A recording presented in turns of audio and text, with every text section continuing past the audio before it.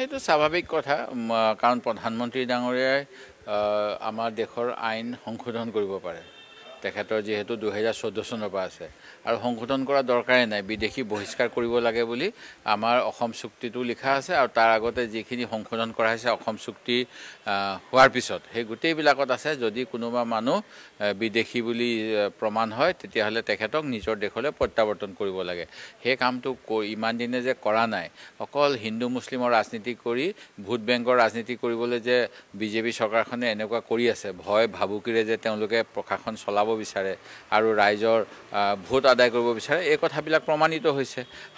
উচ্চতম ন্যায়ালয়ে ঠিকই কৈছে যদি এজন মানুহ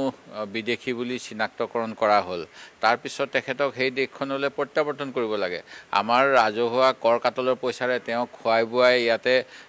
বন্দী কৰি থোৱাটো একেবাৰে আইন বিৰুদ্ধ কথা আৰু মানৱ অধিকাৰ বিৰোধী কথা তেখেতৰ যদি পৰিয়াল আছে নিজৰ স্বদেশত তালৈ গৈ তেখেতে পৰিয়ালৰ লগত স্বাভাৱিক জীৱন যাপন কৰিবলৈ তেওঁক সুবিধা দিব লাগে এনেকৈ বন্দী কৰি তেওঁৰ মানৱ অধিকাৰ খৰ্ব কৰিব নালাগে এই এতিয়া অতি দুখনীয় কথা আৰু দ্বিতীয় কথাটো হ'ল যে অসম চুক্তি অনুসৰিও অসমলৈ 71 চনৰ পিছত অহা সকলো বিদেশী সেই গতিকে যিসকলক অসম চৰকাৰে ধৰা পেলাব পাৰিছে তেখেতসকলক দিল্লীৰ লগত যোগাযোগ কৰি তাৎক্ষণিকভাৱে পঠাব লাগে তেতিয়াহে 2014 চনৰ 16 মে'ৰ দিনাখন গুৱাহাটীৰ পৰা যিটো মানে নিৰ্বাচনৰ পিছতে 16 মে'ত অসমৰ পৰা বিদেশীয়ে তালি টোপোলা বান্ধিব লাগিব বুলি আজিৰ পৰা 11 বছৰ আগত নৰেন্দ্ৰ মোদীয়ে কৰা যিখিনি মন্তব্য সেইখিনি সাৰ্থক হ'ব আৰু বিজেপি দলেও যে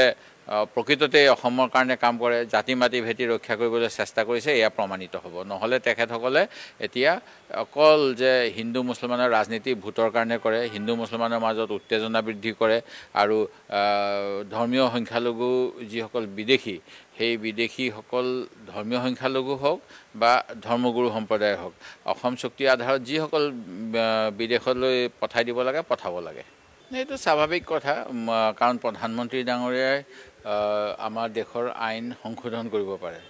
তেখেতৰ যেহেতু 2014 চনৰ পৰা আছে আৰু সংশোধন কৰা দৰকাৰে নাই বিদেশী বহিষ্কাৰ কৰিব লাগে বুলি আমাৰ অসম চুক্তিটো লিখা আছে আৰু তাৰ আগতে যিখিনি সংশোধন কৰা হৈছে অসম চুক্তি হোৱাৰ পিছত সেই গোটেইবিলাকত আছে যদি কোনোবা মানুহ বিদেশী বুলি প্ৰমাণ হয় তেতিয়াহ'লে তেখেতক নিজৰ দেশলৈ প্ৰত্যাৱৰ্তন কৰিব লাগে সেই কামটো ইমান দিনে যে কৰা নাই অকল হিন্দু মুছলিমৰ ৰাজনীতি কৰি ভোট বেংকৰ ৰাজনীতি কৰিবলৈ যে বিজেপি চৰকাৰখনে এনেকুৱা কৰি আছে ভয় ভাবুকিৰে যে তেওঁলোকে প্ৰশাসন চলাব বিচাৰে আৰু ৰাইজৰ ভোট আদায় কৰিব বিচাৰে এই কথাবিলাক প্ৰমাণিত হৈছে উচ্চতম ন্যায়ালয়ে ঠিকই কৈছে যদি এজন মানুহ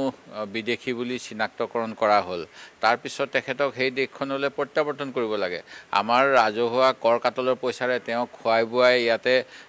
বন্দী কৰি থোৱাটো একেবাৰে আইন বিৰুদ্ধ কথা আৰু মানৱ অধিকাৰ বিৰোধী কথা তেখেতৰ যদি পৰিয়াল আছে নিজৰ স্বদেশত তালৈ গৈ তেখেতে পৰিয়ালৰ লগত স্বাভাৱিক জীৱন যাপন কৰিবলৈ তেওঁক সুবিধা দিব লাগে এনেকৈ বন্দী কৰি তেওঁৰ মানৱ অধিকাৰ খৰ্ব কৰিব নালাগে এই এতিয়া অতি দুখনীয় কথা আৰু দ্বিতীয় কথাটো হ'ল যে অসম চুক্তি অনুসৰিও অসমলৈ 71 চনৰ পিছত অহা সকলো বিদেশী সেই গতিকে যিসকলক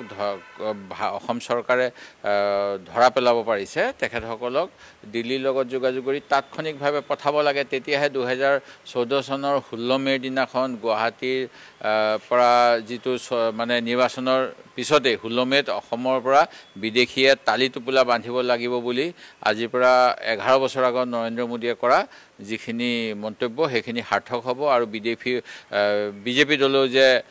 প্ৰকৃততে অসমৰ কাৰণে কাম কৰে জাতি মাতি ভেটি ৰক্ষা কৰিবলৈ চেষ্টা কৰিছে এয়া প্ৰমাণিত হ'ব নহ'লে তেখেতসকলে এতিয়া অকল যে হিন্দু মুছলমানৰ ৰাজনীতি ভোটৰ কাৰণে কৰে হিন্দু মুছলমানৰ মাজত উত্তেজনা বৃদ্ধি কৰে আৰু